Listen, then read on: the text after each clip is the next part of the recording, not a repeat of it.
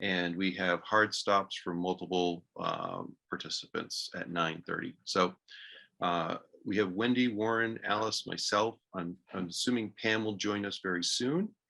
So I'd like to get us started. The first thing I want to mention is upcoming meetings. So we have a special budget meeting on December 7th, and then we have our normal December meeting on the 14th, both at 7:30. And I don't know where we are on minutes, so maybe we'll check back when Pam joins. But for now, I think we're going to keep moving and move on to the director's update, unless there's any questions about dates. I just want to at least acknowledge that I will most likely not be able to attend on December 7th at 7:30. Okay, good to know. I'll make a note. Okay. This is I a slight see Pam is chance, but back. Oh, This is Warren. I will not be able to attend on the December 14th meeting. okay, I will be on vacation on the West Coast. okay, So if board members could just email Karen what they can make and what they can't, so we can make sure we have a quorum. Because okay. we do need to have the two meetings in December. And I want to make sure we have a quorum. excellent. I will be here for both. I will as well. Pam, I think you're muted. We're on to minutes. Do you have minutes you feel are ready to be approved?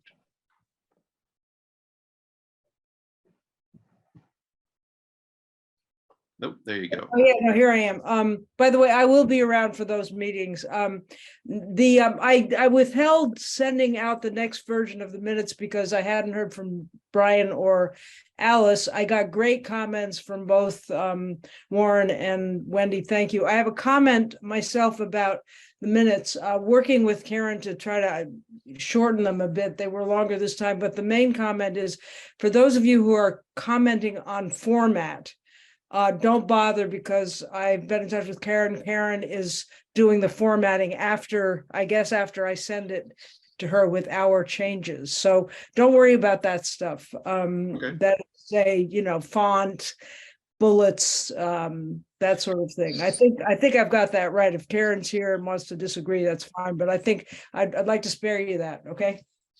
Okay.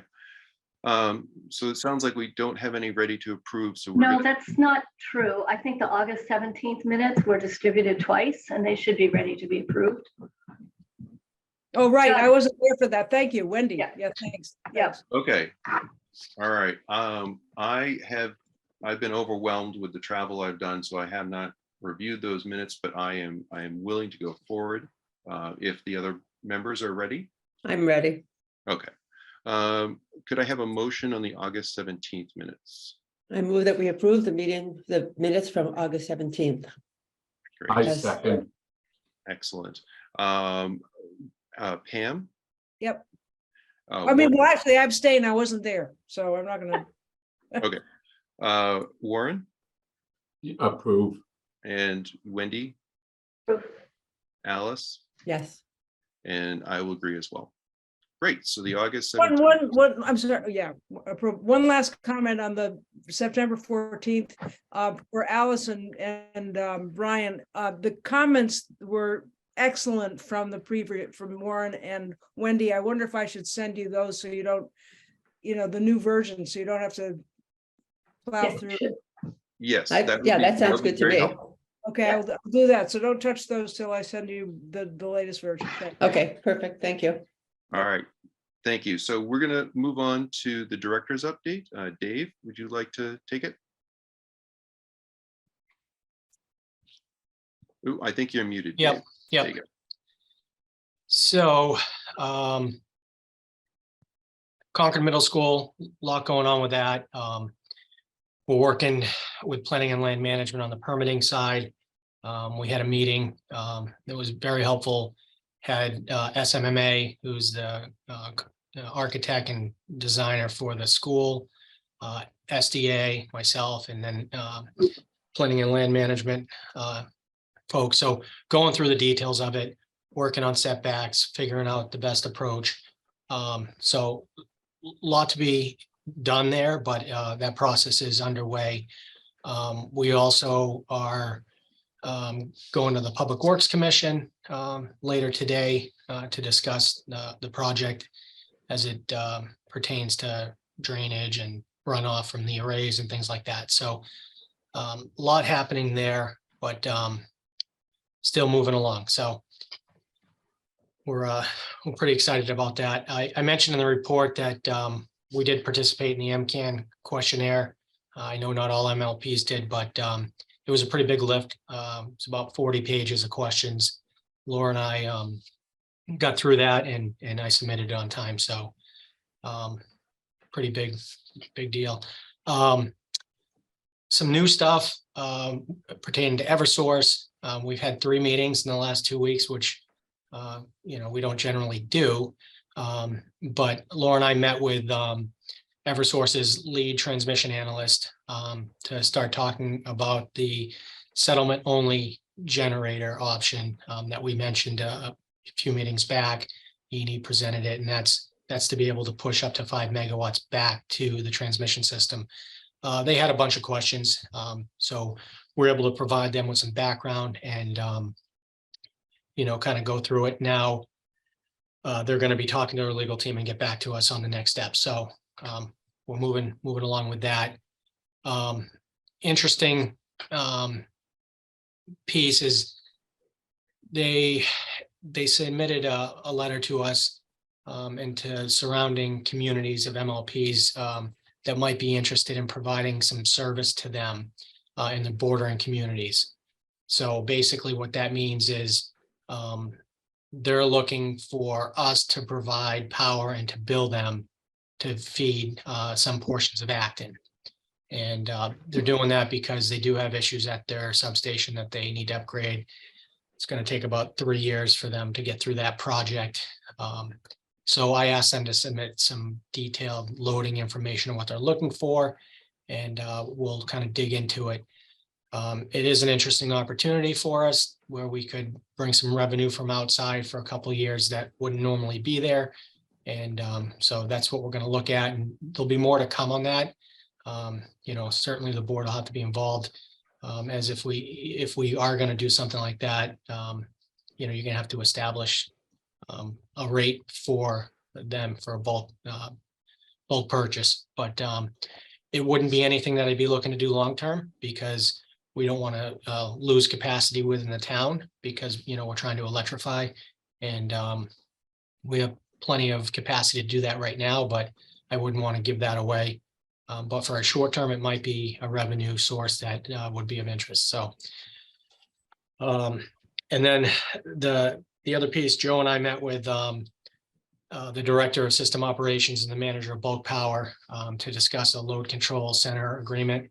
We don't currently have one in place. They're looking to establish one, and we probably should. It'll address load shedding issues and a communication plan that they have to do. They've worked with other MLPs on it, and we've looked at a draft agreement, or no, a final agreement from another MLP. They're going to put one together for us, and basically it'll establish the communication lines in the event that they do have to do a load shed, and that load shed would be triggered by ISO New England. So basically, if there's a shortage, they will notify, ISO will notify Eversource. Eversource will let us know that, say we have to do a rolling 20% load shed. And so just it's important because, we do have constraints in the area, and, we're kind of going through them. But again, more to come on that. It's early on, but definitely a lot of new things with Eversource there that we're dealing with. We had CMLP staff, EV specialists, heating, cooling coaches, and local EV and heat pump owners participate in 10 community events this year. So we're pretty happy about that.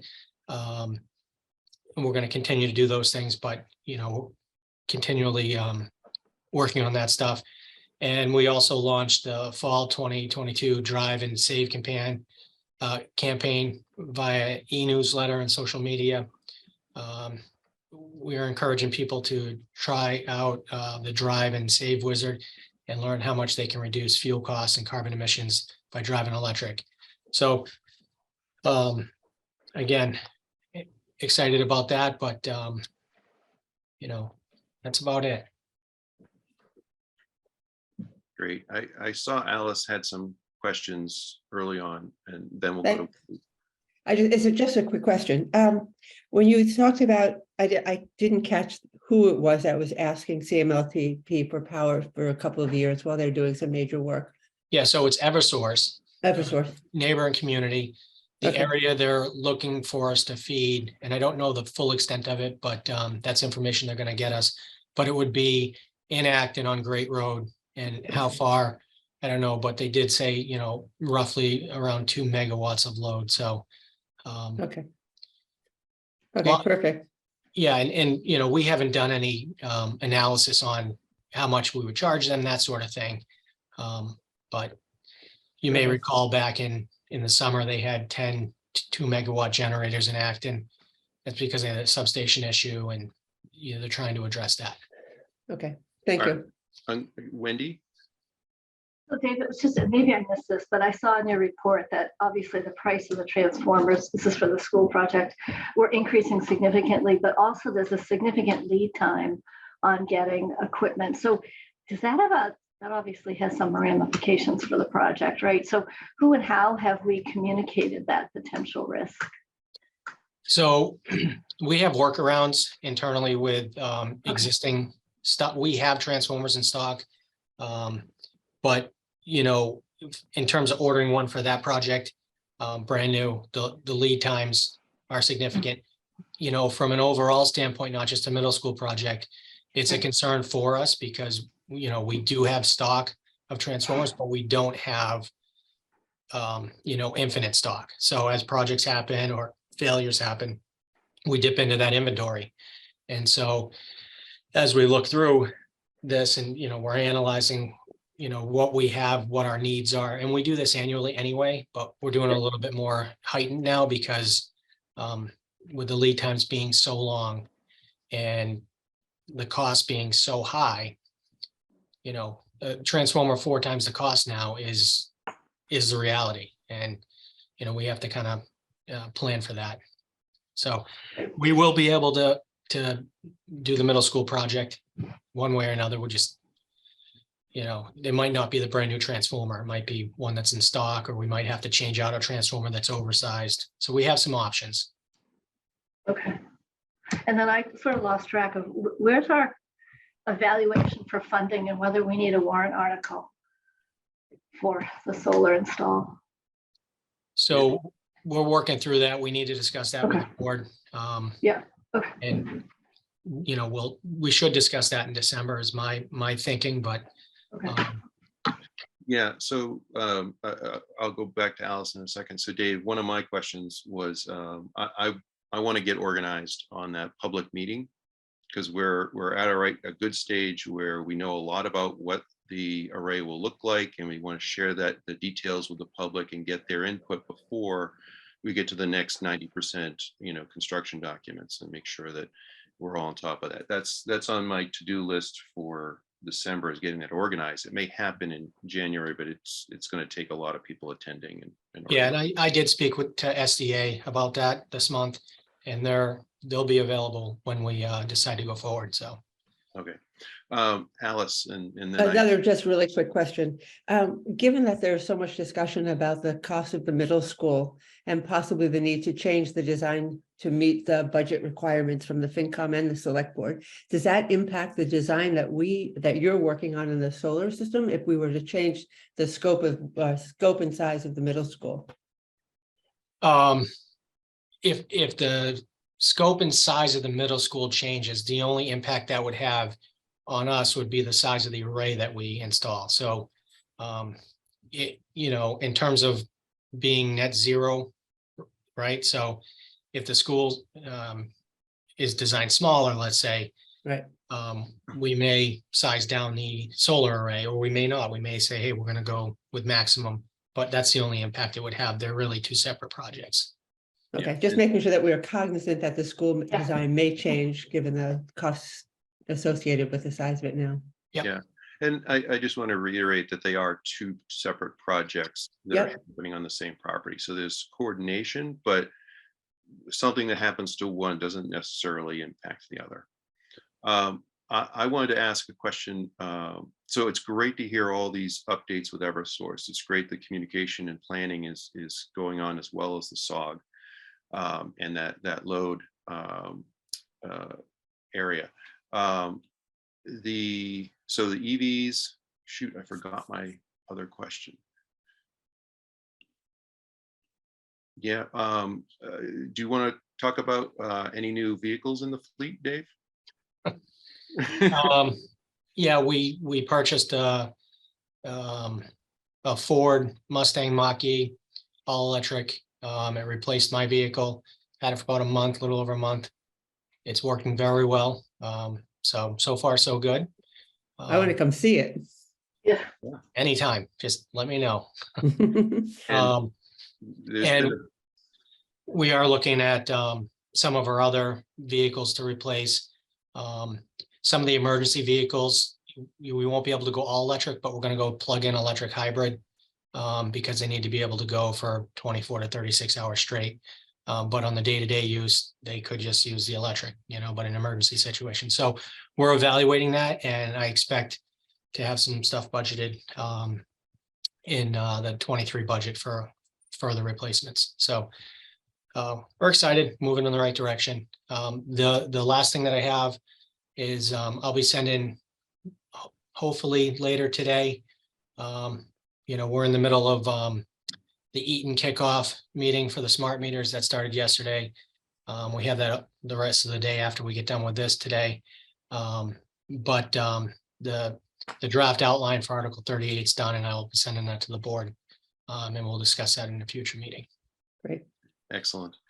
In the interest of moving on and keeping on pace, I'd like to move on to the broadband update from Jason. Hello, thank you. I'm mindful we're a few minutes late, so I will keep this brief.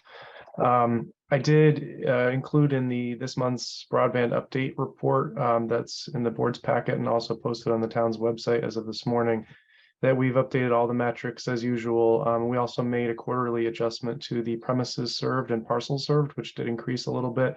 We're making further adjustments to the process so that we can better capture those changes going forward. So we have a true metric at any given point in time of how much of the town we can serve, and so that it's effective dated and can be tracked for the progress that we make.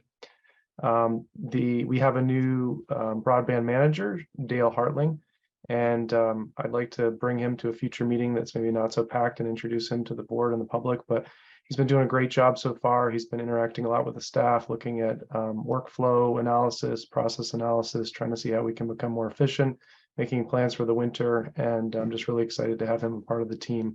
He has 30 years of networking experience and most recently worked at Cisco. So he's been a great addition to the team. The Losbrook LCC fiber that was damaged last year has all been replaced. That is carrying customer traffic, and so we're excited about that project being done. And thank you to those 55 customers in the area that were impacted while we replaced that fiber overnight. We needed to get that done, and now it's completed, so that's good. And then kind of related to that project, we had an unplanned outage 2 weeks ago for about 70 customers.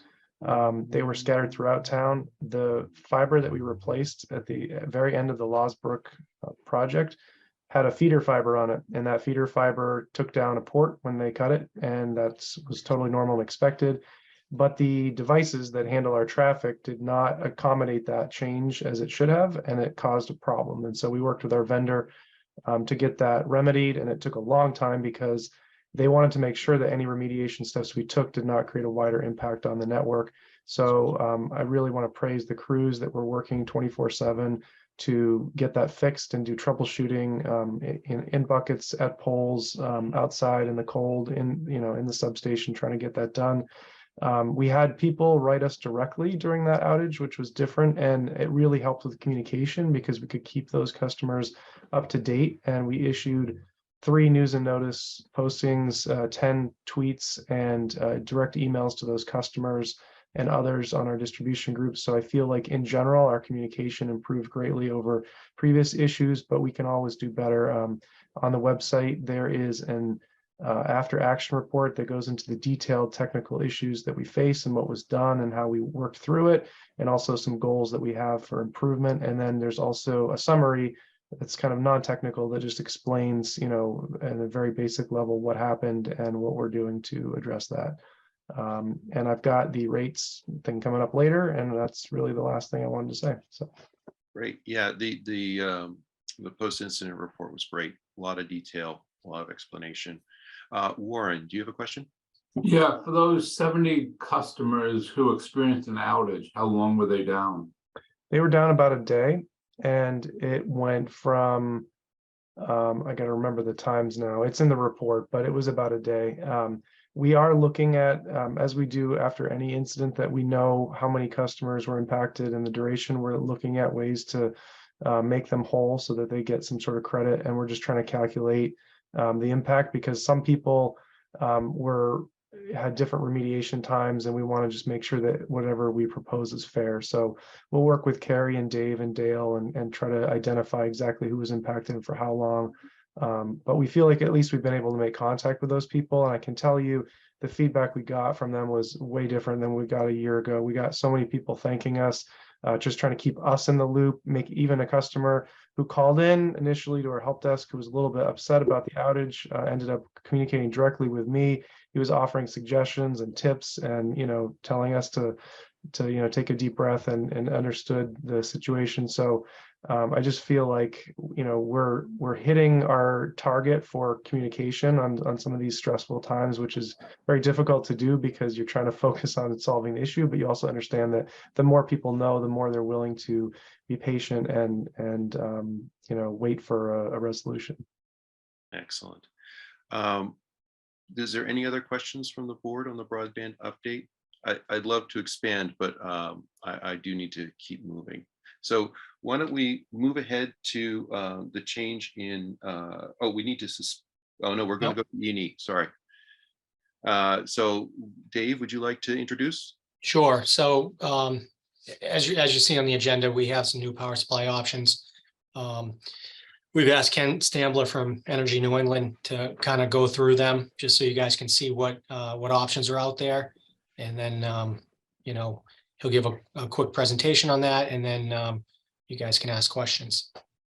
Right. So Ken, you want to take it away? Sure thing. I'm going to share my screen, if that's okay. Yep. Because it's probably easier to do. Screen 2. Let me know when you can see it. Can everyone see it or not? Not yet. Nope. Not yet? Okay, great. Oh, this is good. Why is that the case? Oh, come on. Let's do this. Hey, what am I doing here? Dave, do you have to give him any powers since he's dialing in from outside? Yeah, he can do that. Share screen. Let's see. PowerPoint. All right, come on. Ooh, something's happening. There we go. All right. Okay. Now we can see it. Okay, Yep. so let's play from the beginning. I'll go real quick through here. Before I really got into each of the projects, I just wanted to give you a quick update on kind of the big picture on energy. And what we've seen recently is increased competition for renewable energy projects. Part of that is coming from other municipalities, as they are not as far along as Concord and some of our other clients to meeting the 2030 level for the GGES, as well as there are more commercial industrial customers who are looking as part of their own green initiatives. They're looking at several of these projects in New England. The other thing is there's the potential huge fallout from this winter. where the IOUs might be looking at a way to reduce the volatility in their pricing. Right now, they're kind of limited to 6 months at a time. And as you know, or as Lisa, if you've read the newspapers, you can know that National Grid's prices are going to be roughly around 34 cents per kWh for energy for I think it's through November through May or something like that. The other thing is that New England is very heavily linked to natural gas prices. And hold on 1 second, let me minimize this.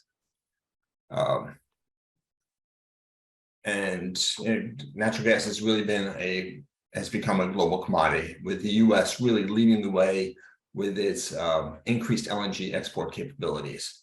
Now, complicating matters a little bit is that New England must compete with the global LNG market due to pipeline constraints into New England. And the current situation in Russia, Ukraine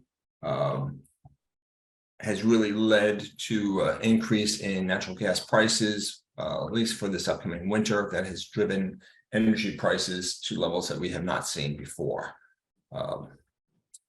Complicating matters a little bit on that is, in the past, what's happened is that coal has always been a way of dampening volatile gas prices. Well, in New England, we don't have that coal capacity anymore.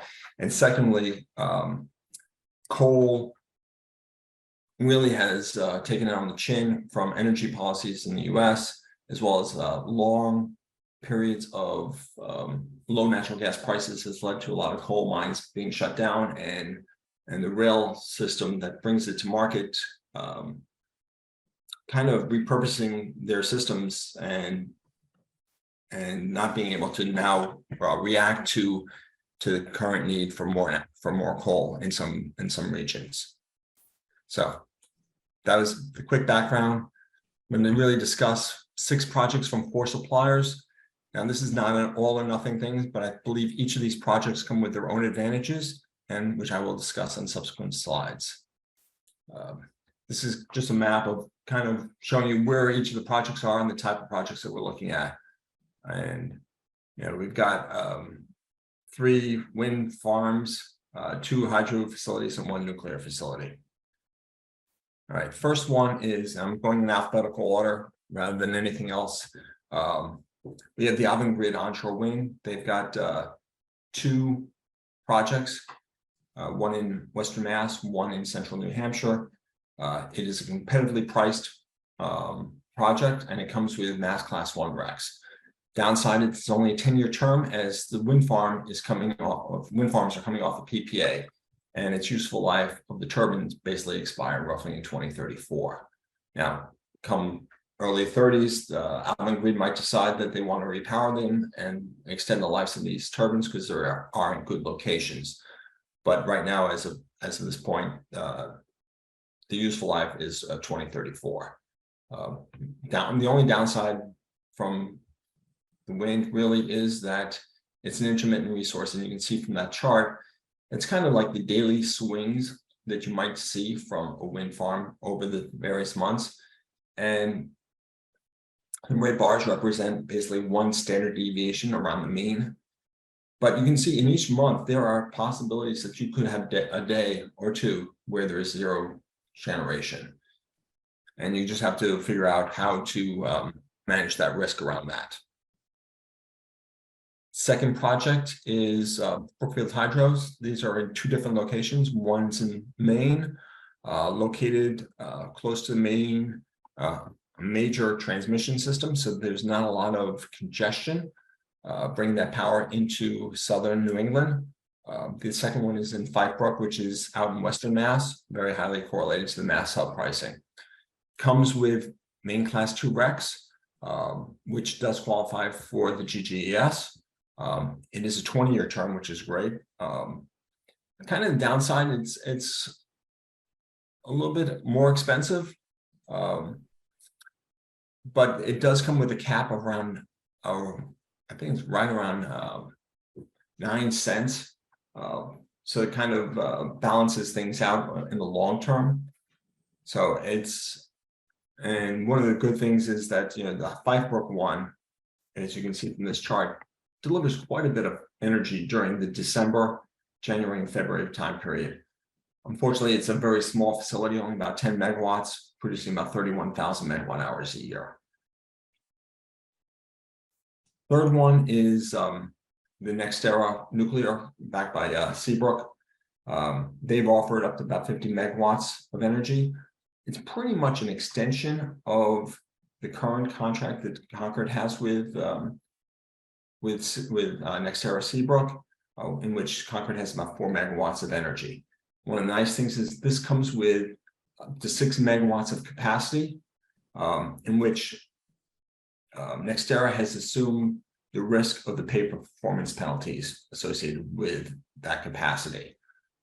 It comes with effects, which do count toward the GGAS. It's a 20-year term. It only runs out to 2049, and that is because the license for Seabrook ends in, I believe, the middle of March of 2050. If it gets relicensed, the contract will roll out to 2050. Another excellent part of this is that it's a base load generation. There's no intermittency with the generation. So if you sign up for 4 megawatts, you get 4 megawatts every hour of every day for the next for those 20 years. Let's see what else we have here. Trying to go through here quickly. Ken, can you go back to the other slide? I just want to make sure everyone understands that chart. Oh, okay. The chart basically kind of shows what prices have been over the past really 2 years. The gold line at the bottom represents really in the midst of the pandemic when prices were extremely low. The gray line represents basically 1 year ago, kind of coming out of the pandemic. The orange line really is the peak of the market that we've experienced recently, which was at the end of August. There's a lot of bad news coming out of Europe, and it looked like power prices were going to scream. The blue line represents prices basically almost like 2.5 weeks ago. It has come off a little bit. And these prices basically are driven off of the forward curve that really only goes out about 2027, 2028, and then are escalated at a 1 or 1.5% increase there on out. So it's kind of still a subjective look of where the market is, but kind of frames things there. And the nuclear project kind of falls a little bit below where that blue line is for the term. So it's not as great as it was a year ago, but I think that even a year ago, prices were still kind of depressed long term.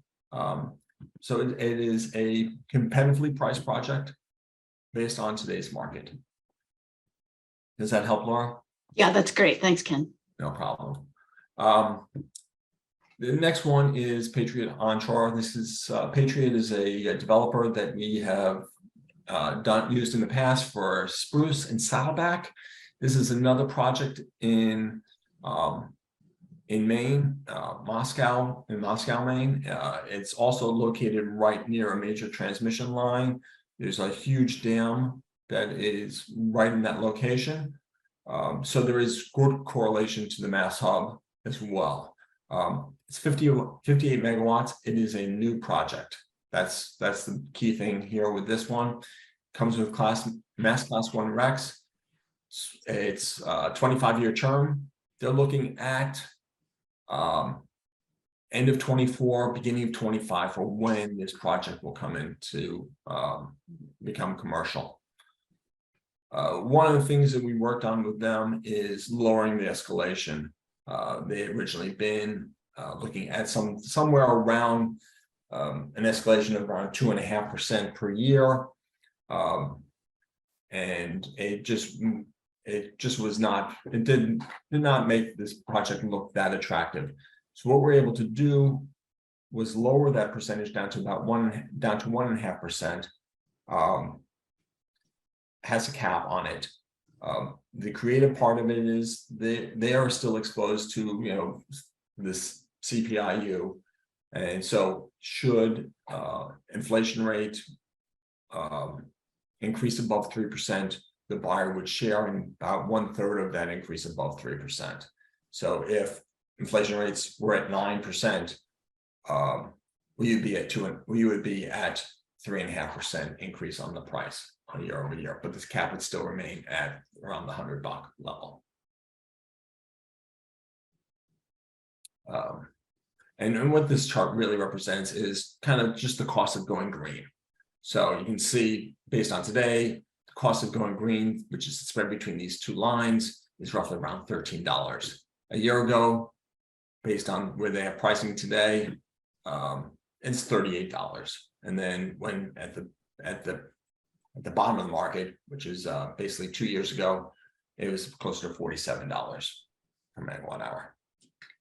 So Ken, just maybe making the point here that typically renewable resources, although they are obviously subject to supply shortages and other things that drive up the costs, are somewhat fixed in nature. So when forward price curve is at a very low level, the cost to buy into these new resources is big.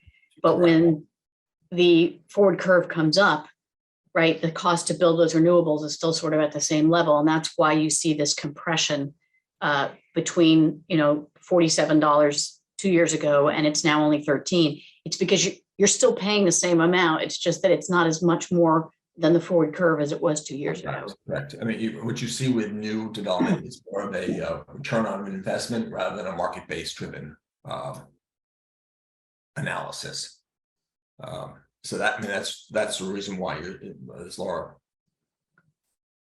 expertly pointed out, that the price of the resource, it has come down, and part of that has come down due to energy policies where they've investment tax credit and things like that. But it really has very little to do with what the forward curve is. It is really just the ability to get these projects financed, and you see that with all the new development stuff. Once they become commercial and they come off their PPAs, they're more subject to market-based rates. Thank you. No problem. This is kind of just a quick summary of all the projects. So you got when it's what RECs or EFECs it qualifies for, when it would start, roughly the starting price escalation. ANI basically means, what I do here is I take the projected production and compare it to a flat block of power. So the Fife Brookfield, where it delivers a lot of power during the Dec, Jan, Feb, and March time period, has a huge premium, meaning that you take that mid-70s price and you divide it by 112 to equate it back to the Seabrook price, which is basically a flat crop, is at 100%. So I can compare them apples to apples. The other thing I take a look at is basis to mass hub, kind of where some the Hoosick plant is a discount to the mass hub, and Groton is a little bit less, and Moscow is a little bit more. And then the final column kind of just shows you where it is relative to the current market. And this is not not taking into account, oops, I don't know what happened here. Oops, sorry. You got a typo and you got typing in there. It does not take into account the value of the environmental attribute. So this is just relative to the energy side. So you can see where each of these 5 projects are all basically right at current market values, and they all come with environmental attributes that are valuable to Concord. All right. And here's just a graphical connotation of the various projects. The dotted line represents the current forward curve, and you can see the red one, which is the Patriot, is the highest price, and the Avangrid and the two Avangrid ones are flat at kind of in the low 70s, high 60s levels. I kind of just want to emphasize here that bright red line is the only new build resource that E&E is currently negotiating. And you can see the premium that is required to invest in a new resource versus contracting for the output of an existing resource. So the light board needs to consider, how important is that and how much is that going to cost us to support a new resource? Patriot, as Ken's already mentioned, is also the furthest away, has a big basis to it, meaning it's not as valuable because it's so far north. So these are just things to consider. And obviously, the longer the line, the longer the term of the contract. So that Patriot goes all the way to 2050. And the other ones that are, the Avangrid that only can go to 2034 truncate because the contract term is just not as long. So I think it's a great graph to show not only relative pricing, but also understanding what the term is of the contract and what the escalation is. So thank you, Ken. Is that your last slide? No, I got 2 more slides, kind of just Okay. giving you where your current resources that's right. are. That's right. Thank you. And where you can see in 2030, 2025, you're in excellent shape. 2030, you have that Seabrook contract that I mentioned falling off, that drops you from 35% nuke down to 20% nuke. Your mix, otherwise, you have some solar increasing with 2 DE Shaw projects that come online. And basically investing in all the projects represents roughly about 30% of Concord's load, and Seabrook represents about 20% of it. And then the last slide I have kind of is just showing you where you currently are, and that's the blue line. The orange bars represent what the GGES, the greenhouse gas emission standards, are. And for 2030, you're right on top of that line. You have a nuclear unit, some hydro project coming off in 2030, some nuclear coming off in 2034. And so you can see that there is a gap in here that needs to be filled. This is what it would look like should you do all of the projects on a load share basis and the extension of your current megawatt hours from Seabrook. And it shows that, really what you'd be looking at is, 2035, 2036 of when you would need enter into another project or extend some of these other projects that will be falling off prior to then, to maintain the 50% level. All right. That's all I have, and let me see if I can stop Right. sharing.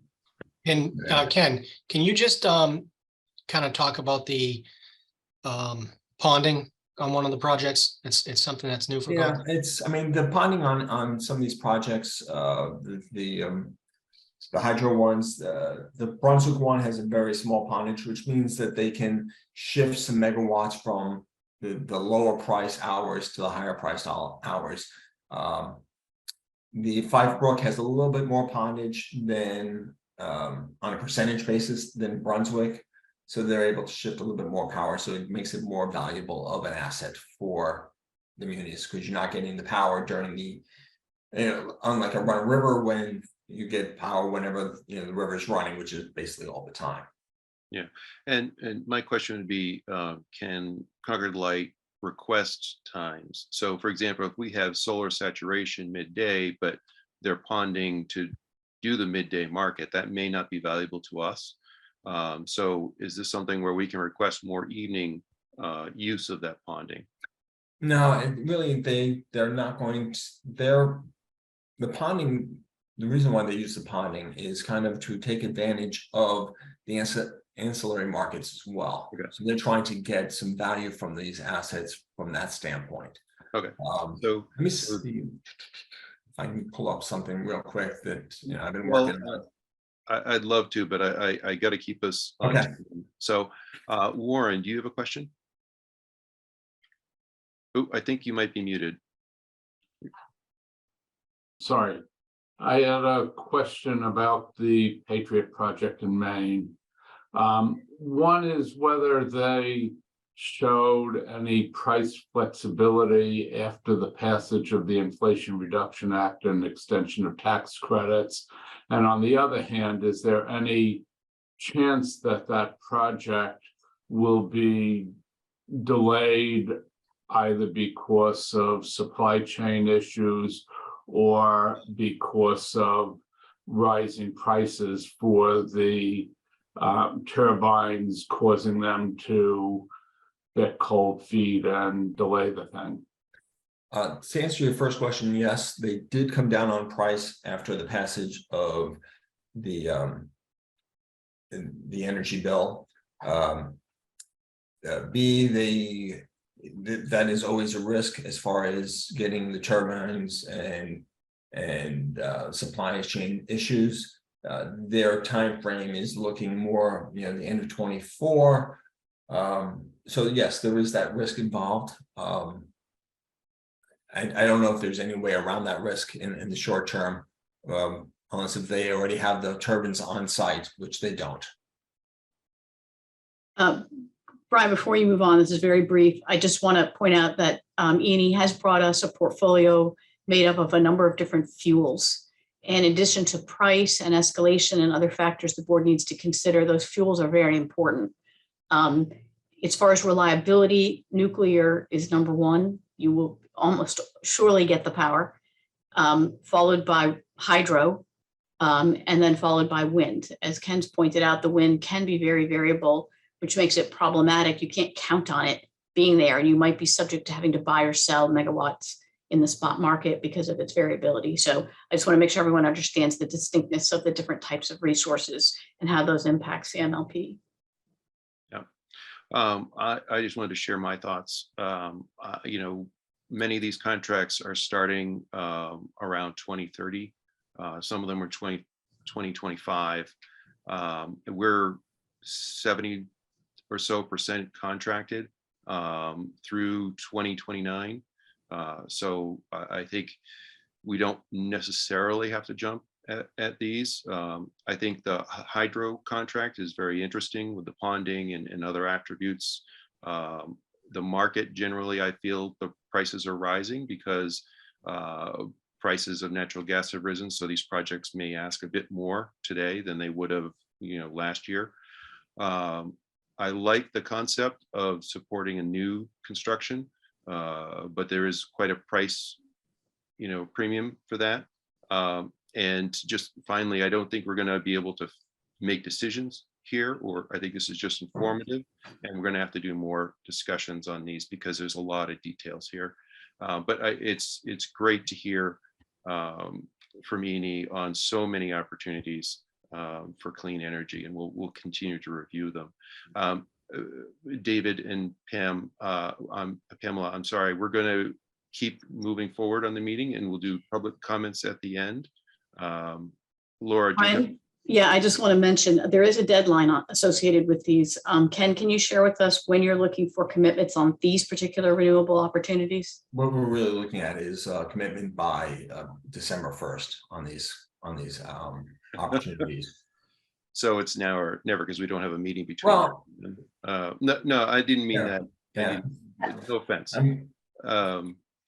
So Laura and Dave, do you feel that any of these opportunities that we should really pursue based on your analysis? I personally like 5. And I think it might be appropriate to add some more hydro to the portfolio. I don't think we're ready yet to commit to the nuclear. And I think the board wants more discussion on that, but pursuing some of these hydro opportunities, I think might be appropriate. Okay. I agree with that. Yeah.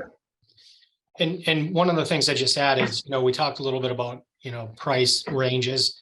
Just keep in mind that all of these ranges are lower than our current wind projects.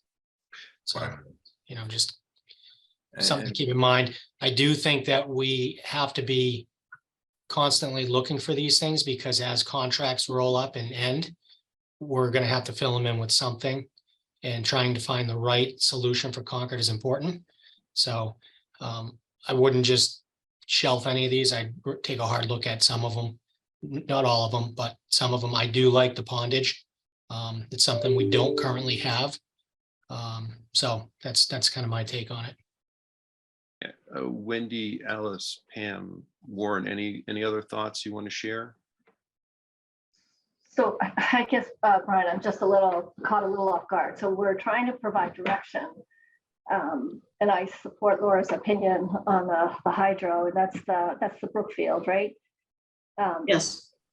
Is Brookfield one of those more costly ones? I can't remember. You had a slide that had all the prices, and it looked like there were two Brookfield options, right? And It two is, Avangrid. it's more price. Let me see if I can pull this up real quick. I'm not gonna share the screen, but it is in the front end, it's more pricey, but it does have a cap of, it was roughly around 9 cents. 9 cents, yeah. Right. And it was good for December, January timeframe. Yes, very good for December, January, February timeframe.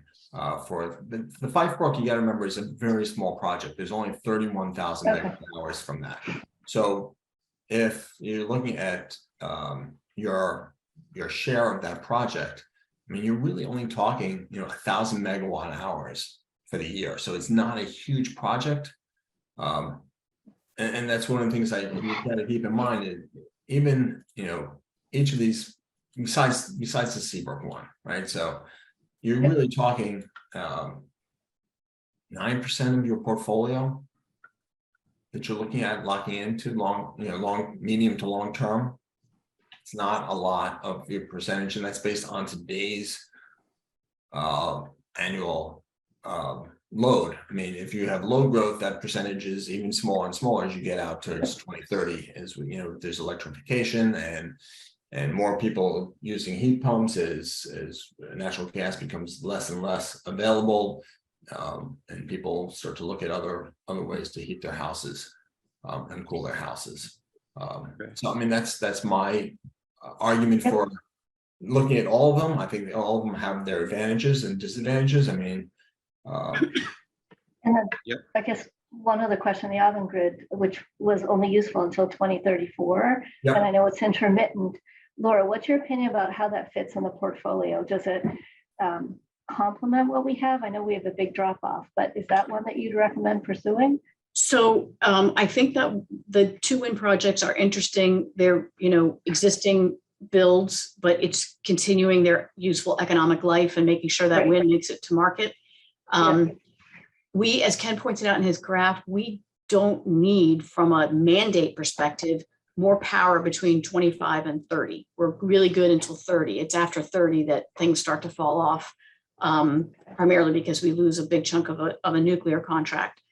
But what the wind would do between 25 and 30 would be reduce the amount of non-associated class 1 RECs that we purchase, because we've got a mandate internally to get to 100%. Right by then. So, and it's a reasonably priced, as Dave said, it's probably 30% lower than our current wind contracts to lock into these for 10 years. So I think, especially if the board wants to reduce the number of unassociated class 1 REC purchases in favor of actual resources, that they would be appropriate. Okay. Albeit we would still face some price risk because of the intermittency. Right. So I guess that's where I was going. I knew that we were sort of didn't need power for a certain range, but it sounds like between 30 and 34, there's a benefit, and the REC offsetting is helpful. So I mean, I certainly support those two projects, the hydro and that wind. So just my opinion. Pamela. I just want to, I share Wendy's views. What does this commitment by 12/1 mean? It basically means that I'm trying to firm up how much interest there is. I mean, we still have to go through the whole PPA process as far as getting PPAs signed and all that. Some of them have contracts that we have dealt with in the past, the Patriot one, Seabrook. Brookfield would be a little bit more complicated because we'd have to go through a whole PPA process. Same thing with Avangrid, which we've started to do at this point, just to start taking a look at how their PPA is structured and make sure it fits in with what what we have done in the past. So it's not a legally binding. It's not a legally binding type of thing. It's a planning date that would be important to understand, I guess, right? Yes. Okay. Warren. So in terms of the Seabrook project, you had mentioned that there was interest in discussing nuclear more fully. If we don't act on that now and we want to come back to that in a couple of months, will it still be there? I don't know. I don't know that answer. I really don't. I mean, that's really outside of my hands. I mean, that's really up to Nextera whether or not they would, still be around to do something in 3 to 6 months. And I know that they're pushing to get something done now. I mean, I don't want to say yes. I don't want to say no. I'll say it's unlikely because Ken's soliciting interest from E&E customers and there'll be interest in it. So it's very, very high probability that it'll get eaten up by the other MLPs. So I wouldn't count on it being there in 6 months. But I don't think that 50 megawatts will be there, but it's a big project, right? I Yes, mean, it they've is. decided to sell off this 50 megawatt slice, but Ken, would you think that they're 100% booked and that they have no more megawatts to sell? I mean, that's what I've always argued with them as far as why now, right? And they, their thought is that, hey, come springtime, if the IOUs come out and they said, you know what, we have the ability now to lock up 10% of our portfolio now, all of a sudden, they might sell that to the IOUs rather than the municipalities.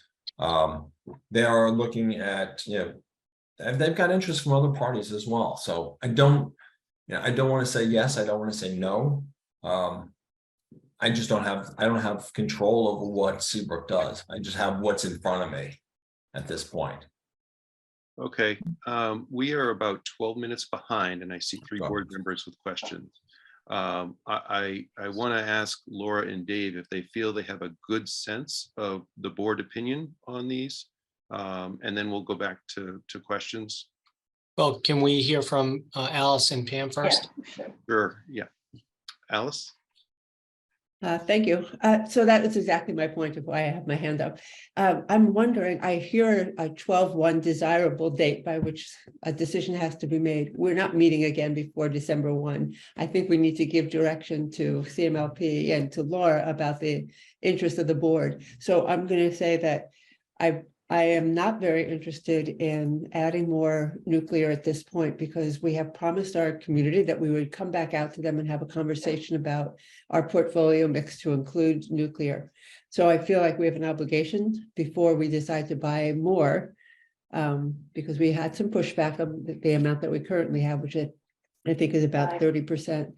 I think I'm going to also suggest that given the current hydro and the wind capacity that's out there, I feel comfortable leaving that final decision to Laura and Dave to decide on which of that mix is appropriate for us. But I would, if we need a vote today, which is the last time we're going to meet before December 1, those are my opinions. Yes to no to nuclear, yes to solar and wind, wind and hydro, leaving the decision to Laura and Dave. Great, thank you. Yeah, no, this is just the board sharing its opinion. There is no vote. It's operations. So Dave and Laura will push this forward. Pam. Yeah, I defer to Laura and Dave on this too, and I understand the interest in hydro and wind. I think we need to have a serious conversation about nuclear sooner rather than later. And I will tip my hand a little bit. I think this is a serious resource that is attractive to me in many ways, as it is to many others. And if we can't get to it right now and we're losing opportunities every day, I think there needs to be a serious conversation teed up with the board to talk about this. And if it requires further input from the public, we need to understand what that means. So I think we need to get at the nuclear question sooner rather than later. And I will just register my keen interest in nuclear as a resource for us. Okay, great. Thank you. Any other board comments? Okay, Laura and Dave, do you feel you've received a good sense of the board? Yeah, I do. Mhm. All right, Yes, I Appreciate agree. Thank you. great. We are about 15 minutes behind, so I'm going to move us forward to the next agenda topic, which is broadband rates. Jason, well, do I need to suspend the meeting? Yes, you do, and it needs to be a roll call vote. All right. I'm going to move that we suspend the meeting for a rate hearing, an open rate hearing. Forget all the procedures. And I'd like to do a roll call vote. I know that was messy, but hopefully it's good enough. Pam, Yes. Alice, Yes. Warren, Yes. Wendy, Yes. and I agree as well. So the meeting is suspended and we are having an open rate hearing on broadband rates. Jason. Thank you. Just a reminder, what we're here to discuss, there's some changes to the proposed tiers that broadband currently offers. The only price changes that we're looking to make are for the new tiers that don't exist. So we're not looking to make any changes to tiers that we currently offer. There was a summary packet that was, or a summary document that was 2 pages long that outlines the changes that we're hoping to make through this vote. And that is to increase the residential entry speed from 35 to 45 with no change in cost. Add 2 residential tiers, 500 meg over 500 meg and a 1 gig over 1 gig, for $109.95 and $149.95 respectively. And add a business gig, a business 1 gig over 1 gig service for $349.95. I'm just going to share my screen so that everybody can see it, so that they can see the changes versus what's there today and what we're proposing. Can everybody see this? Mhm. So on the left, you see the current plans, speeds and costs. On the right, you see the proposed speed and cost, and the changes are highlighted in red. So those are the changes that I just outlined. The only other change that we're looking for is discretion at waiving installation fees for those premises that have already paid the installation fee and have had service at one point.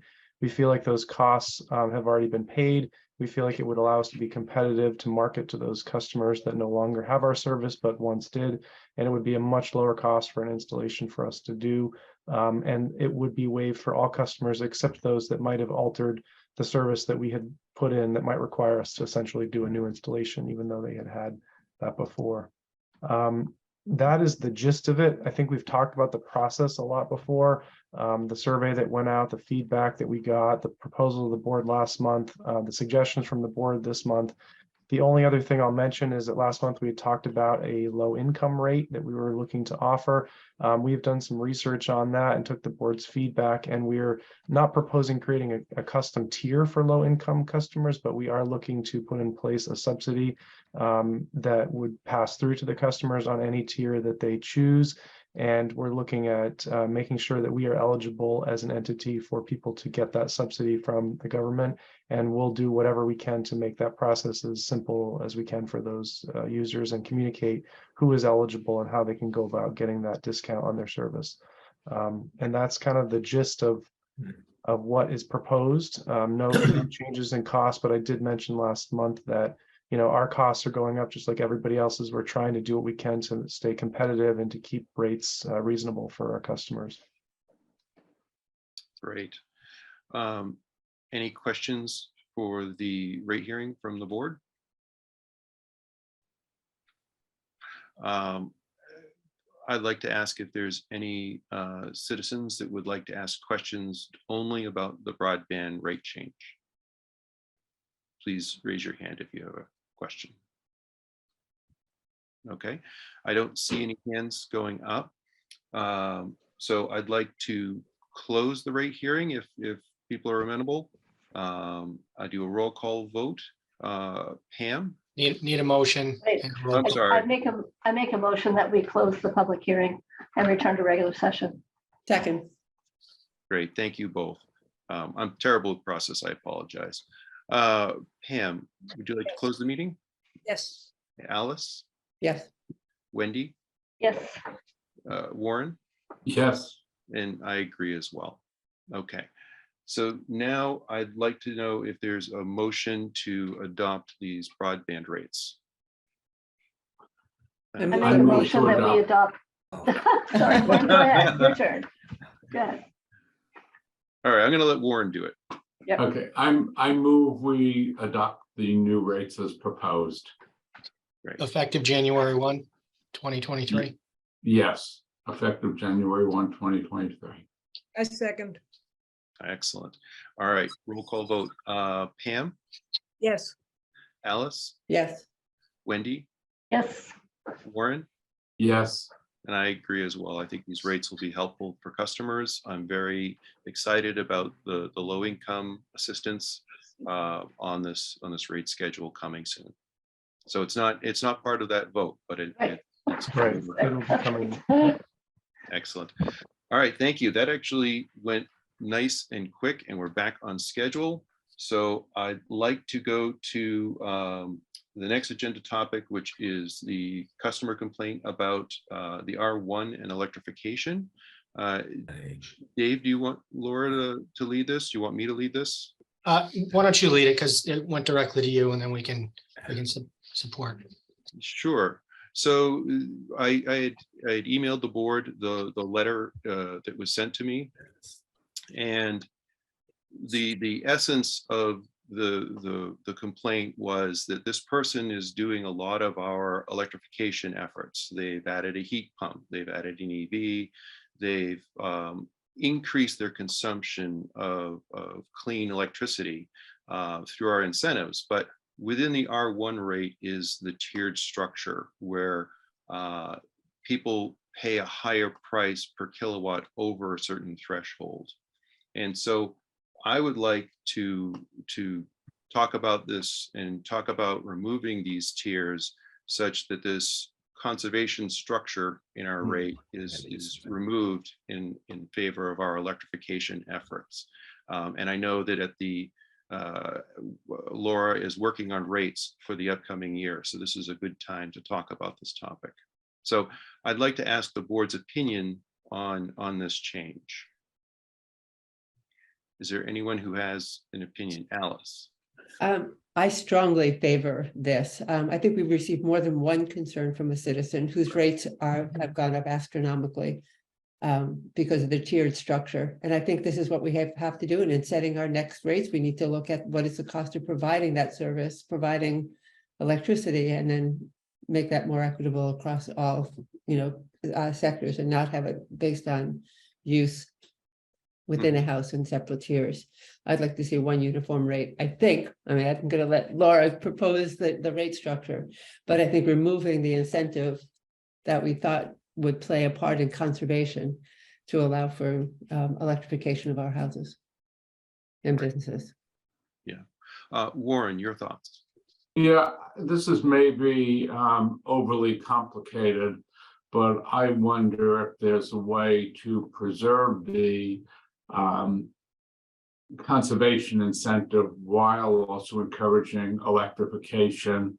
And that would be only removing the higher rate from a customer who had participated in a CMLP electrification program, such as getting a rebate for a heat pump, or someone who's participating in the electric vehicle charging off-peak rate. You're right. That does sound complicated. I'm not sure if, because some people may have bought a car or a heat pump and not received the rebate. There's this, but I think that the aim of the tiers was to get these larger consumers to conserve. And the data over the last few years, we've talked about this at previous board meetings, is that there's no definitive proof that people are conserving. And so I'm not sure if that structure has really proven it's effective in conservation. So that I don't know if adding those parameters for people to qualify to not be charged a tier 3 really would have an effect of conservation on those that didn't participate. Maybe so, although on the issue specifically of electric vehicles, it's not a great thing for rates in the town if people are adopting electric vehicles and charging them at suboptimal times. That we should have, I don't mind them paying a penalty with higher rates if they're not taking advantage of off-peak charging.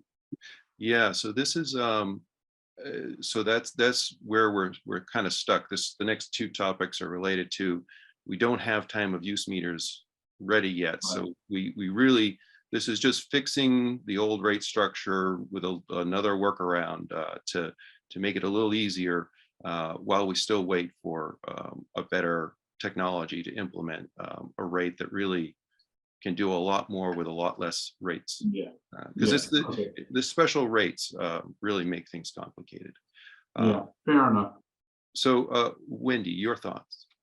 Well, I guess two things. It's just begging our larger rate design question that we really need to get to. And Laura had a couple of things that we started working at earlier this year. It just needs more discussion, right? Correct. It's complicated. I do agree that there's some disincentives for the current design, and we just need to commit ourselves to working through these issues. And then I just want to remind you that we had talked about a pilot for time of use process too, and we have some meters that could support it. I just, maybe there's an opportunity someplace to leverage a pilot to move us forward on this. And then, we haven't had, I don't think we can make a decision on this right now. We need more information, and I know that it's sort of we're asking Laura for, but we just.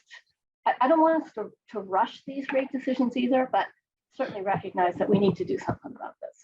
Right. So I totally agree with the rate philosophy has been on my list of things I'd like to get on the agenda. I'm putting it in wherever we can, but there's just been a lot to do. And we really got to Q1, we really got to get a lot of those things on the agenda. I may even request that we add a meeting somewhere January through March to just talk about rate philosophy, because it has been sitting, for over a year on that list of to-dos. But it's also our budget's coming up, and I'm sure that Dave and Laura have assumptions about rates, and so.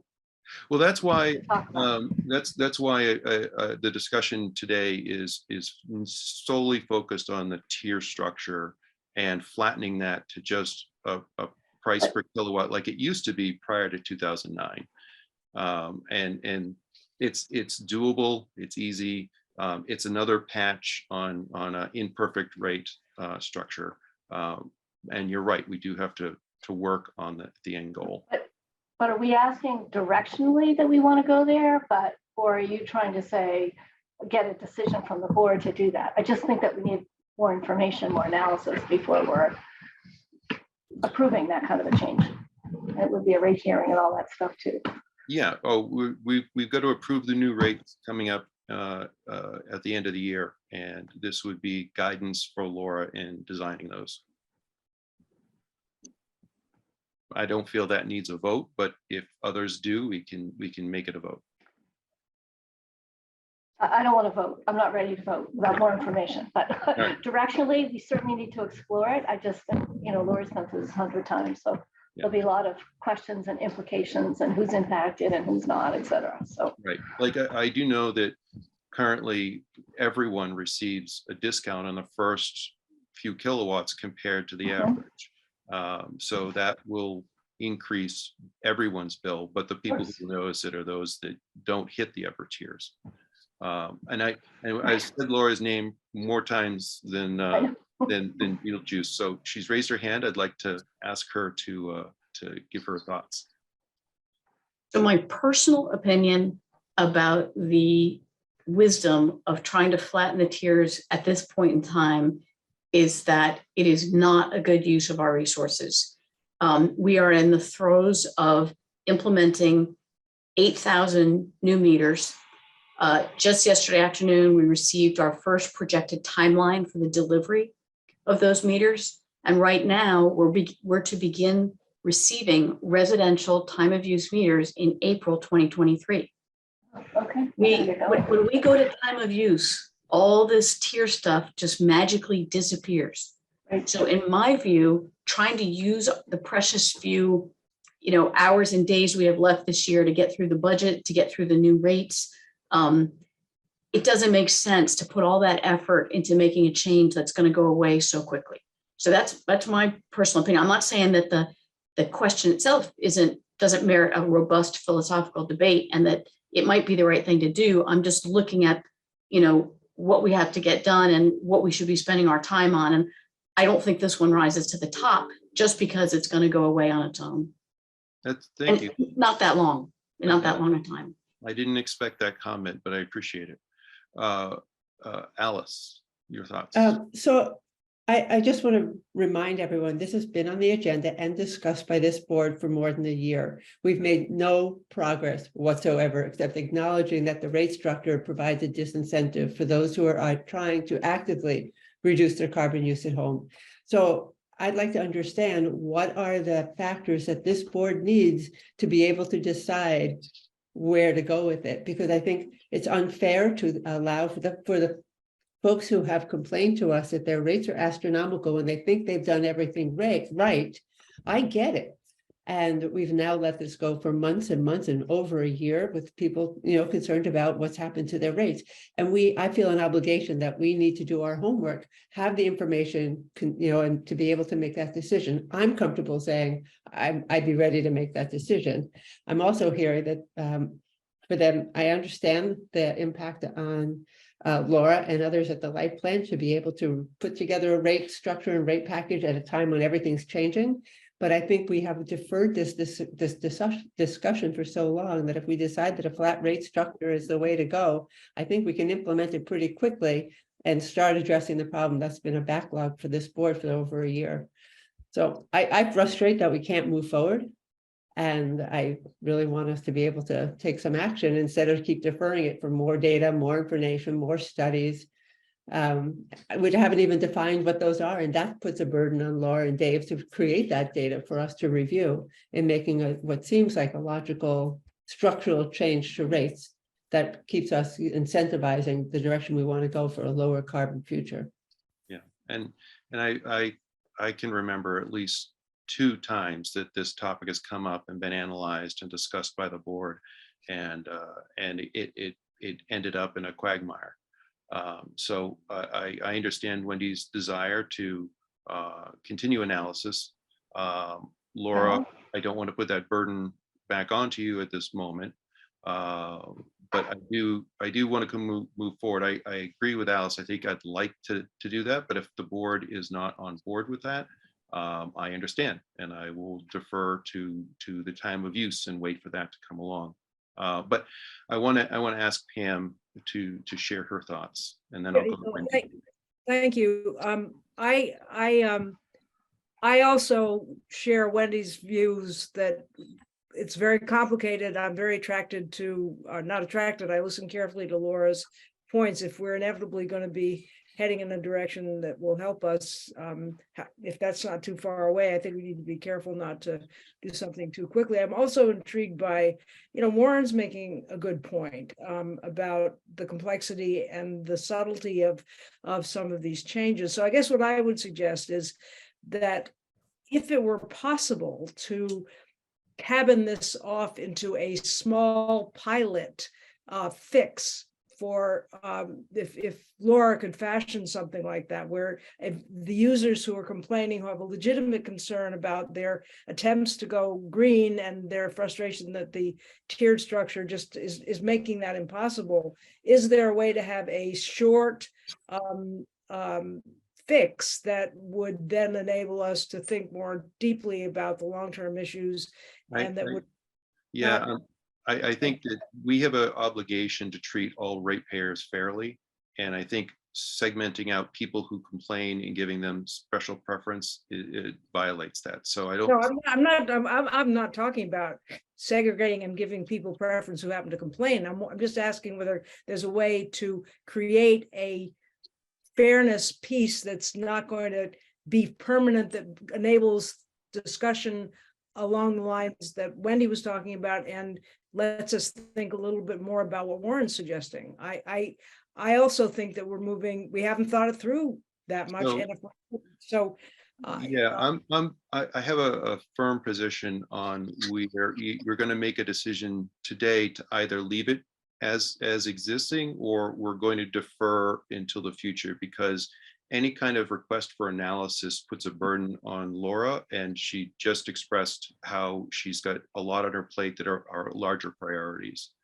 So if we're I'd like to make it a binary choice of make change or don't make change. Can we explain to the people who are legitimately complaining about unfairness, can we explain where we're at and why, if we do defer, that's why we're doing it, and it's not forever, we're just in the middle of a process?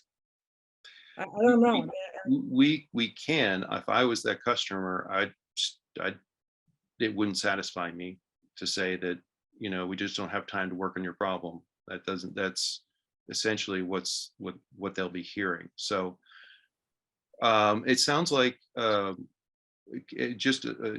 going to summarize where I think board members are at. Pam and Wendy, I think you want more analysis before we make a decision.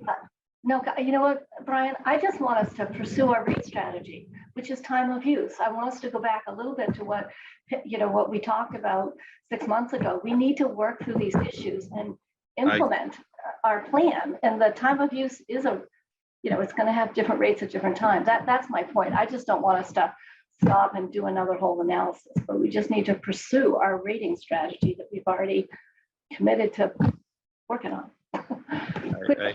I agree. All right, well, let me do a straw poll to get a sense of the board, to keep us on track, because we do have another agenda topic I'd really like to get to. Those that would like to, let me go around and ask, would you like to flatten the tiers to one price? Yes or no? Alice? Yes. Warren? And this is just opinion, it's not binding. Yeah.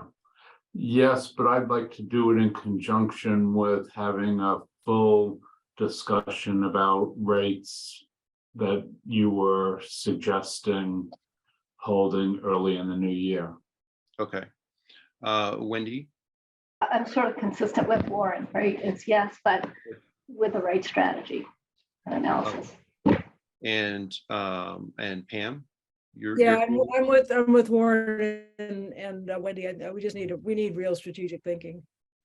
Okay, and I would like to flatten it today, but it feels like we've got 3 people who want to discuss this in Q1. So I'm going to ask the board that we're going to add a special meeting in one of those 3 months, an additional meeting just to talk about rate philosophy in Q1. Can I get a thumbs up on that concept? Yeah. Okay. All right. Yes, Warren? Yeah, but can I make a request that it be held early in Q1? Yeah. As opposed to waiting till March? Preferably January. Yeah. Pam? I just want to make sure that we convey our thinking to the complaining public, that the response that's sent back to the public explains that we're sympathetic and we understand that things are insufficient here, or that they're not ostensibly fair right now, but that we're in the middle of a very real process to correct that, and to make sure that they understand that we have heard them. So I don't know who writes those letters, but I really think that's important. Yeah. Who does write those letters? Let me ask you. The chair usually. So I can reach out and let them know that we are going to work on this in Q1. But I don't really feel I have a strong response. I mean, I can reach out to them and bring it up and make them think about it and potentially angry that we didn't make a decision. But I'd like to have a conclusion for them. That's people generally, when they want to hear back on a complaint, they want to hear definitive, this is what we're doing. Well, So wait a minute, I would respectfully disagree with, I think they want to, first of all, they want to hear that we've heard them. We've heard them. And if we can't make a decision because of real legitimate reasons of complexity or timing, having said that is helpful, I think, to anyone who makes a comment. I think the main thing is to be heard. yeah. Although I have to remind us that this is a financial issue for a lot of people, where they are being disincentivized by paying a much higher heating and cooling bill for their home after installing a good deal of, energy saving equipment. And so it's a financial thing. It's not just I'm angry and I want you to hear me. They're feeling aggrieved by the cost. Well, I would disagree respectfully with Alice to some extent. I think people forget that when someone chooses to put in an electrification, whether it's for transportation or space heating, an analysis is done. Yes, their electricity bill is going to go up because they're going to be using more electricity, but they're also not paying for oil and or not paying for natural gas.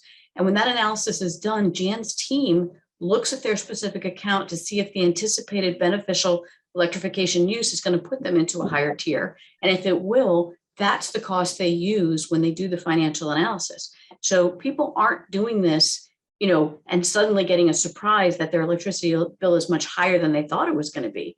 The analysis is done up front, and people typically don't make the investment unless even at the higher tier rate, they're saving money overall. So I just want to make that point. I think I do agree that would be the ideal Right. analysis, but most of them are hiring somebody who's installing their solar system or their heat pump system who get the rates that they should be using from CMLP. I don't know what rates they get, but that's how the analysis is done. Yeah. So So for people to make a decision. Laura, those that work with the heat pump coaches get that analysis and it's valuable. But I've talked to a lot of people that buy EVs and are surprised that they're paying it. They see the tier 3 pop up on their bill and they're surprised to see it listed. So it sounds like we're going to continue this discussion in Q1. Pamela, I'd like to keep moving so that we can get through the meter discussion. So is there any final thoughts that anyone on the board would like to share? Okay. Thank you for that discussion. We will keep the tiers for now. We will talk about it again in Q1, and if we need to make mid-year changes to the R1, we'll consider it then in Q1 after the analysis. So moving on to the next topic, which is the multiple meter charges that customers are incurring. Now, Dave, would you like me to lead this, or would you like Laura to? No, you can lead it because you know where you want to go with it. So okay, great. I'm gonna write down the time. So we have a lot of, again, this is going to go back to the same kind of discussion of we want to get to time of use so we can have 1 meter for each location. We don't have special rates, but some of our special rates require a sub meter, an auxiliary meter, a second meter on the same account and property.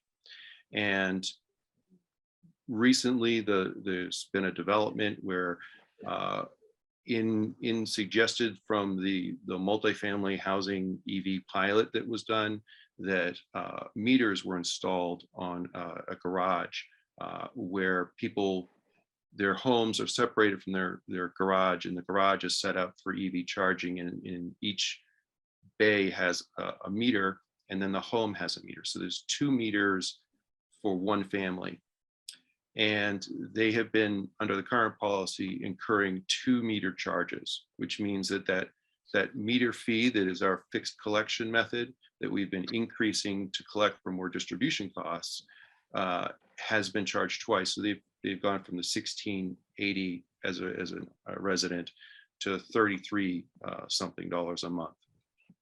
And I would like to suggest that we change the policy such that those that have 2 meters in the property, because they're necessary, not because somebody wants to put a bunch of meters on to get numbers, but because they have a separate structure or because they have a special time of use rate, they're only charged one distribution fee, because the distribution fees are collecting for the costs of salaries, trucks, other, operational costs.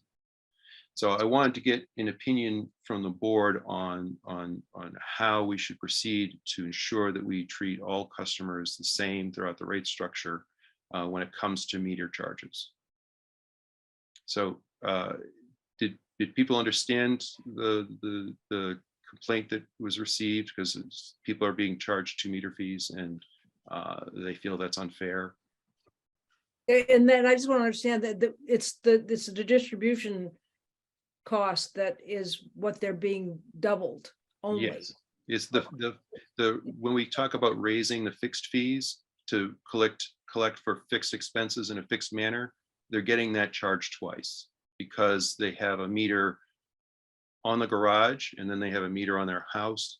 And and also I've heard in some cases CMLP doesn't have a large enough meter, a 380 amp meter, and that they've put 2 meters on the house to provide service, and they're receiving 2 fees. Is that correct? Yeah, so we have a current situation, and it's not going away anytime soon, where a new home or an upgraded service that's going from 200 amps to 320 amps, you can't get the 320 amp sockets. So what contractors are doing is in that 320 amp socket feeds 2 200 amp panels typically, right? So they're putting in 2 200 amp sockets on a house, which from a safety standpoint is not well received by us or by the fire department. And they're currently getting 2 meter charges for that until they replace the 2 200 amp sockets with a 320. And the problem with that is the lead times are over a year for 320 amp sockets. And I think we probably should give the board all the different scenarios where we have multiple meter charges at places so you guys can see all of them, so that when you do make a decision on this, it's consistent, right? And there's no discrimination in there. We have, just to name a couple, the stuff Brian just talked about, we also have, detached garages that have its own service line running to it, the house with the service. So, there's a bunch of different scenarios that I think we need to kind of highlight so that we can, whatever decision's made is consistent. Yeah. So Brian, I just want to distinguish for the board. You said that CMLP is unable to get the meter, but actually the issue is that the homeowner is unable to source the socket. So it's not an equipment shortage it's not CMLP causing this 2 meter problem. It's the customer. Oh, I thought that my understanding was that CMLP was having trouble getting 320. It's the meter socket. So it is, okay. It's a supply chain issue for 320 amp sockets. Okay, but not meters. No. So my thought on this topic is that if the decision for 2 meters is driven by our rate structure, is driven by the policies we've laid out, the restrictions in supply that we may have, I don't feel it's fair to start charging the customer for these 2 fees. If it is the customer's driving this need for 2 meters, I think we should create a second meter fee, because the cost of that second meter should be collected for because the customer is driving the need for it. But we're trying to raise this meter charge as a fixed collection method. And I think it's unfair to charge them, twice for the maintenance of vehicles compared to other residents, the other operational costs. Warren. Yeah, I am concerned about the fairness issue, especially in your initial example, the electric vehicle meters and multifamily housing. That seems really problematic. Mhm. My one concern is administratively, is it going to be feasible to really be distinguishing between all the different scenarios and administer a policy fairly? Yeah, I think that's a question for Carol and Laura about, maybe even more Carol, because it's more billing question. One of the big concerns I have is that, Mill Run is a great example of this problem, where CMLP is trying very hard to meet the needs of multifamily housing in EV adoption. And by charging them 2-meter fees, that's a disincentive, quite a large one. All the bill savings goes away. So I want to find a solution that still incentivizes those that are not in single family homes to find these solutions to charge at their house and adopt electric vehicles, but make sure that the light plant collects for expenses that its policies didn't generate.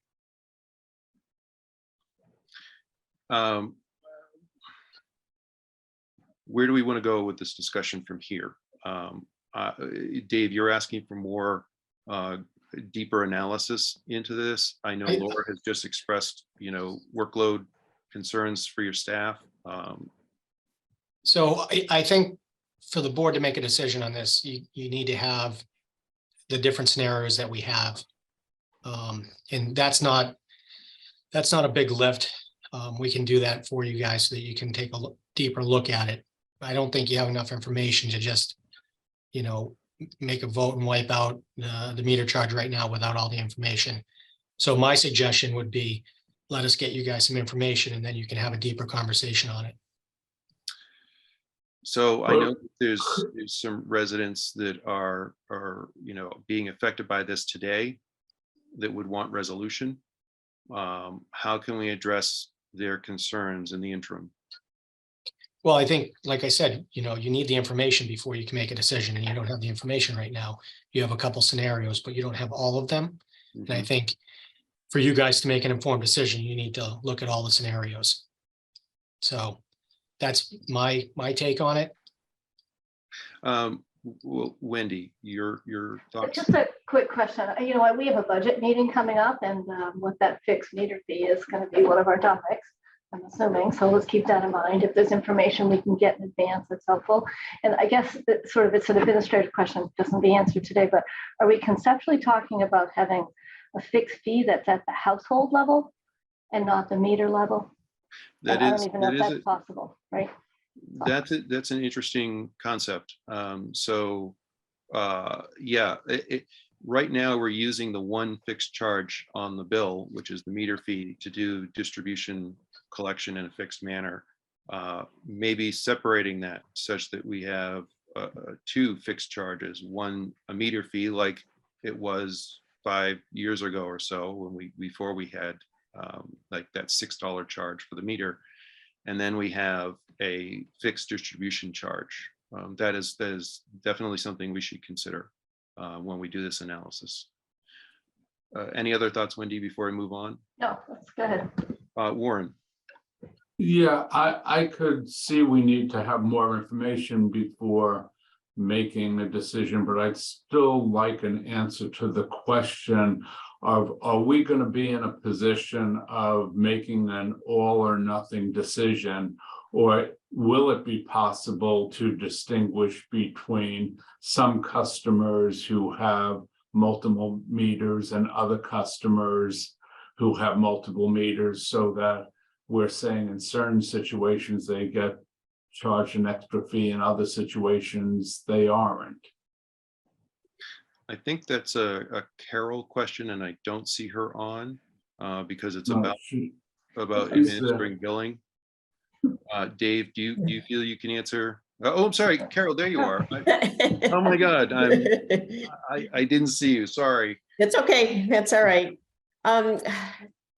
What I'm hearing at this point, and I agree, I don't have enough information to give a fully educated response, but what I'm hearing so far sounds like it could involve manual updates to each one of these accounts if we define them differently.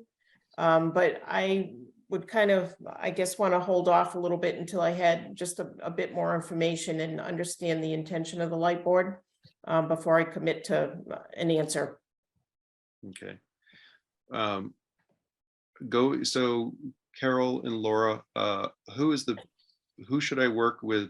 Because I'm hoping next week that we could have a meeting to kind of go through this, make sure we got the right questions asked, so that when we have our analysis, the board has the right information. Should I meet with Carol or should I meet with Laura on this, or both? I don't, what do you think, Dave? Well, I think, we can, me, Laura and Carol, we can meet with you and discuss it. Yeah, I don't want this to drag out because I know customers are paying, what they feel is an unfair, $16 every month as we go forward. Yeah, so we'll get something on the schedule. All right. Any other thoughts from the board before we move on to public comments? Is the board interested in getting those different scenarios? Do you want me to put that together? Yeah. Yeah. Okay. On a meeting very soon. Yeah. Janet, I'm going to move on to liaison and public comments. This is going to be for all topics we've covered today. Janet Miller, would you like to go? Yes, thank you for bringing up this topic at the meeting. I sent an email to you, Brian, which I believe you distributed to the board, so I don't really need to reiterate everything, but I do think it's unfair, especially, and it does discourage adoption of EVs. So that's all I have to say. Thank you. Is there anyone else who would like to give a liaison or public comment? Pamela Dritt.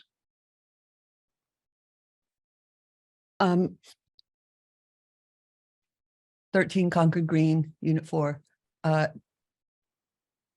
agree that we should not disincentivize. I think it would be perfectly simple to remove the tiered charges for electric heated buildings and electric vehicle owners. That's fair and easily implemented before the time of use can be implemented. Okay. And also, it's unfair to charge, and I think the same goes for the double meters. If you you can easily can't you easily distinguish between those that are required because they can't be in the same building and those that David described as? Well, we need to go do the analysis and get some staff time put towards making sure we understand that. So I don't know the answer to that. Okay. And it's also unfair to charge people who have solar and to charge them high prices for the grid connected power that they draw when you're not paying them for the power that they put onto the grid at the amount that it's worth to the town. Okay. Any other comments? I'm gonna. Yes. What is pondage? What is vonage? Pondage. Bondage. In the Energy New England presentation, you were talking about pondage. Oh, pondage. Yes, that is pumped hydro. Well, it's similar to that in the sense that they can hold back some water during times when people don't need electricity, and they could put more flow through and generate more electricity at times when people. Right. Okay. The equivalent of battery storage. Well, it's batteries using water. Yes, exactly. Okay. Okay. And why don't any of those wind and intermittent projects that Energy New England suggested use battery storage? I can't answer that. So I'm, Why is there a cost of going green when, according to Tony Seba, it's actually already cheaper to build solar, wind plus battery than any other generation method, including nuclear and hydro? so Why? this is a comment period, so I can explain that to you later, Pamela. We were supposed to meet last month. We should meet soon this month. So I'll reach out. Okay. All right, David Allen, you have a comment? Couple of observations, Brian. Thank you. Yes. Reaching back through the discussion this morning, this question about whether or not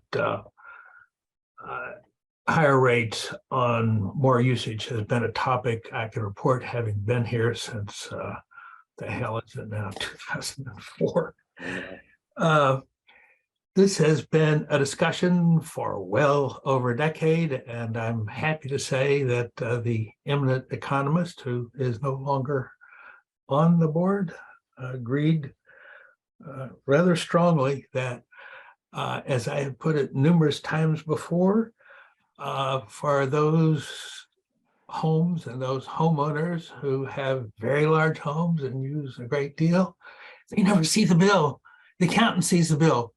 For them, it's not even rounding error. It has no impact on them. And indeed, research has demonstrated over and over again that the higher rates don't reduce usage in cases like that. For goodness sake, let's move forward. And reaching back, and this is on the nuclear option. I'm respectful, of course, that there will be voices across town that have concerns, and with damn good reason. Frankly, my view, I think the central issue is safety. The dam plant likely to melt on us for some reason or another, and it might because it was badly done. But if that has been and can be addressed, I think we make a very grave error in not moving forward with nuclear. And I think that we need to have that discussion across town. I could be mistaken here, but I think we need to get with it. One day we might have, what's it called, fusion power. Until then, we need to take advantage of the options. More generally, we need to push up to 100%, forget about what has been voted and so forth, and not with Rex, but with real stuff. And I believe you're headed in that direction.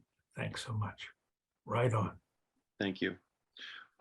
Any other public comments? Seeing none, I want to thank everyone. I know we had a packed agenda today and we had to keep things moving. So I apologize if anyone feels that we moved too quickly or they weren't able to speak during topics. I'm going to ask the board for a motion to adjourn. So moved. Second. Second. Wendy, Yes. Pam, Yes. Warren, Yes. and Alice. Yes. And I agree as well. I want to thank everyone for today.